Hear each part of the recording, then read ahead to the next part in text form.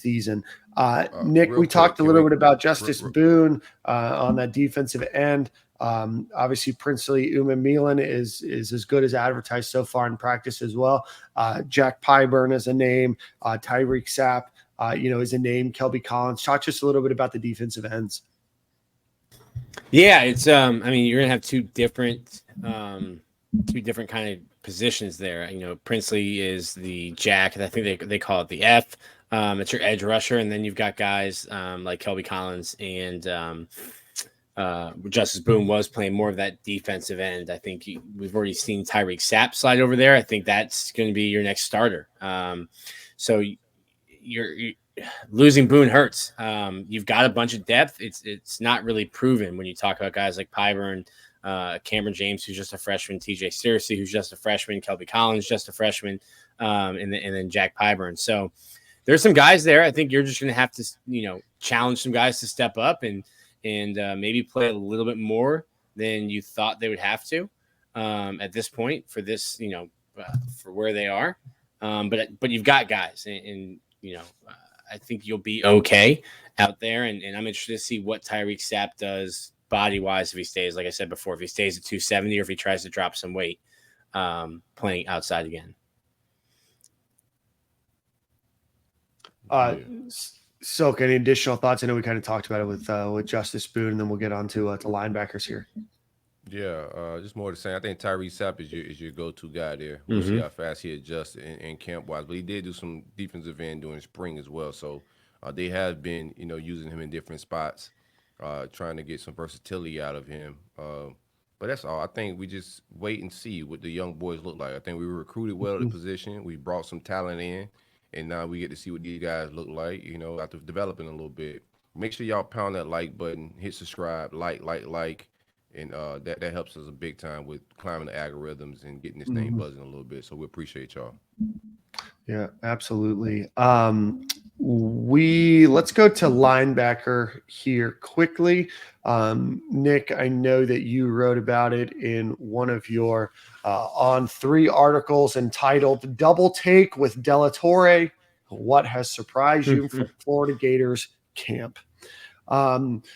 When asked the question, has anything surprised you during fall camp? You mentioned the linebackers. Obviously, Ventrell Miller and Amari Burney, 120 games of experience between the two of them. They left. And then you mentioned the linebackers. And so that's a group of Taraji Mitchell, Deuce Spurlock, Manny Nunnery, Derek Wingo, Shamar James, Scooby Williams, and Jaden Robinson. Seems to me like Billy Napier's pretty high on them, but also that you might be high on them as well. What are your give us your take there, and then Silk, give us your thoughts. Yeah, I don't know that Taraji Mitchell is a better in coverage than Amari Burney or Ventrell Miller. I think that'll be more of Shamar James's role. I just thought it stood out to me that he showed up in first week of spring. Was already calling the defense. Obviously, a 6-year player, has dealt with some injuries, brings veteran leadership to that room where you've got some younger guys. And I think Shamar James is back at practice. Keep him healthy. He's going to be huge. And then behind them, you've got some younger guys. Derek Wingo, not young, but he's backing up. Scooby Williams, borderline young, redshirt sophomore, hasn't played a ton yet. And then Deuce Spurlock and I think Manny Nunnery kind of filling in there the third spot. And I think Nunnery's surprised me a little bit as well. Just really instinctual. A guy that I kind of only penciled in to play on special teams. I think he might, get a little bit of run on defense too. Yeah, the biggest thing is a physical presence. I liked Ventrell Miller when he was out. There was just a lack of physical presence from the linebackers we had, whether it was Burney. Burney could run sideline and sideline, and he did improve. Shout out to Jay Bates on Bateman on getting him better as a linebacker. But there was a different element missing that you want from your linebacker, and this is a physical presence and imposing presence. And I think Mitchell and Shamar James is going to bring that back, even with the guys that are backing them up. They just bring a different physical presence, coming downhill, filling holes. The defensive line is going to make them better as well. We got a better defensive tackle room, so that's going to improve their play. But I think it's just from hearing what I'm hearing guys at camp when they speak about Miguel Mitchell, and they saying he's a heat-seeking missile, and he's ready to thump guys. It's just an element at linebacker we've been missing for a little bit. I know Ventrell brought that, but often injured guy, we missed that presence quite a bit from our defense the last few years. So that's the biggest thing I think we're gonna get from the linebacker group this year. Yeah. And real quick, I misspoke. Shamar wasn't at practice yesterday, but he should be back either late this week. I don't know if you have him scrimmage. Mhm. They're going to scrimmage again this week, but on schedule to be back this week. No, Yeah, originally said we know that what he he can would do. be out for 1 to 2 weeks, Shamar James, that is, and wanted to be cautious to rush him back to the field. Obviously, a guy that has quite a bit of experience from last year, including the spring and up to his injury here in fall. A guy that's definitely penned in as a starter. 47 tackles last year, 2 sacks, forced fumble, freshman All SEC. So it's expected that he is going to be not only recovered, but certainly to take that spot back. But I do think it gives an opportunity with somebody like Derek Wingo, who's taken those snaps to get better and to play against the ones and to continue to grow his skill set, because Florida's going to rely on him. I know one of the big things that Florida, missed last year is while they had the physical presence like that you were mentioning, Florida was also missing some linebacking support when it came to passing patterns and passing routes. So, hopefully with a little bit more athleticism in that backfield, a little bit faster, a little bit more sideline to sideline, Florida can improve there, because I know that was a big gap in Florida's defense last year when they were getting gashed up by a lot of tight ends and a lot of your short to intermediate routes that were going through the center of the field. But yeah, no, good group as a whole. Surprised by what we've seen out of a few of those guys, and excited that the Gators were able to get Taraji Mitchell into that group. Let's I go want to to see. I defensive. want to see Manny Nunnery though. A lot of people Yeah. speaking highly of him, so I'm excited to see him in action. Haven't really seen him get busy. Michael Stewart in the comments asked me why am I in the locker room? Because I'm checking on my nephews, Michael, making sure everything's okay. Making sure that locker for Silk Juniors cleaned and ready to go for his arrival on the campus in a few years. I had him. I took a picture on accident. I didn't know what was going to be in the picture. So last time we was on campus, I took a picture of him at Uma Nilen's locker, and then realized he had a picture of the top 10 defensive ends that they were From ranking for this PFF, season. yeah. Yeah, PFL. I didn't realize they had that list in the picture, but a Florida State fan quickly pointed that out. Uh, but yeah, shout out to Uma Nilen. About to get busy this year. Yeah, he told us Let's he saw that, printed it out, put it in the locker, see it every day. Hey, whatever motivates you, I'm excited to see it. Let's get to the defensive backs. Nick, I know I've been going to you first, so Silk, we'll start with you. Been dealing with some injuries there. I know Jason Marshall was out for a couple of practices there, maybe just a practice. But Jalen Kimber, I know Jaden Hill is back. We all know the season used to go as Jaden Hill went. So Let's kill that. don't know if that's the tagline for this year, because the last time we made the tagline, the team went 6-7. But defensive backs seem to be doing well. Silk, what's your take of what you've heard so far? Well, you had a couple guys sit out last practice, like you said, Jason Marshall, Mm-hmm. or in the scrimmage, Jason Marshall, Devin Moore. I think so. Also, Jaden Hill. But overall, the talent is there. I think the biggest thing is seeing Kimber without that cast, hearing that he's making waves, and even when Jason Marshall's out, that just give other guys the opportunity to step up with the freshmen. I feel really good about Mustard, Dijon. He's Yep. going to be a really good one. Jakeem Jackson. I think we got some studs that we can rely on, and we don't have to worry about bums over Baghdad if one of our starters was to go down, one of our veteran guys was to go down. So, cornerback is I'm feeling like a bullfighter with that room. We just gotta, stay healthy. Devin Moore, I think it could be, potential to be a first, second round pick type Mm-hmm. talent, but it's all about health. He missed the entire last season. Same thing with Kimber. Our cornerback room just got a little weird last year. It was already weird with the cushions, but us losing some talent in that room. It was a big drop off when those guys went out. So I think we required some depth there. I feel real good. I feel good with Corey Raymond taking over the entire room and doing what he wanted to do. So I think we're gonna be able to press and blitz a little bit more and get a little bit more excited because we got guys that we could put on the island. Jam, play off ball.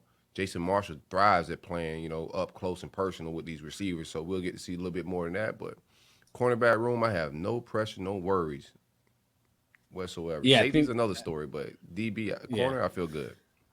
Yeah, I think it's just health. I think you're just kind of giving Jason Marshall some rest. Corey Raymond has said that Jalen Kimber's an NFL cornerback. Just obviously had to just had to battle through some stuff last year. I'm interested to see Jaden Hill, him playing nickel, playing star, and how that shakes out with him and Jadarius Perkins. But like you said, so there's a bunch of talent there. I think maybe I've been high on Dijon Johnson, but I've heard, hey, listen, he's just playing kind of on instincts right now. He just got here. But I think he's making plays. And if you make plays in practice, you're going to find your way to the field. But between Jakeem, Marshall, Hill, Dijon, and Devin Moore, just stay healthy. You've got some depth there, but, stay healthy. What are you hearing about the star position? I didn't mean to cut you off, Dan, but what are you hearing about star? I like Sharif Denson a lot. Is he making any waves in camp? Yeah, I just don't think he's in contention to start there. I think they're going to go with Perkins and Jaden Hill. Those are going to be their two guys.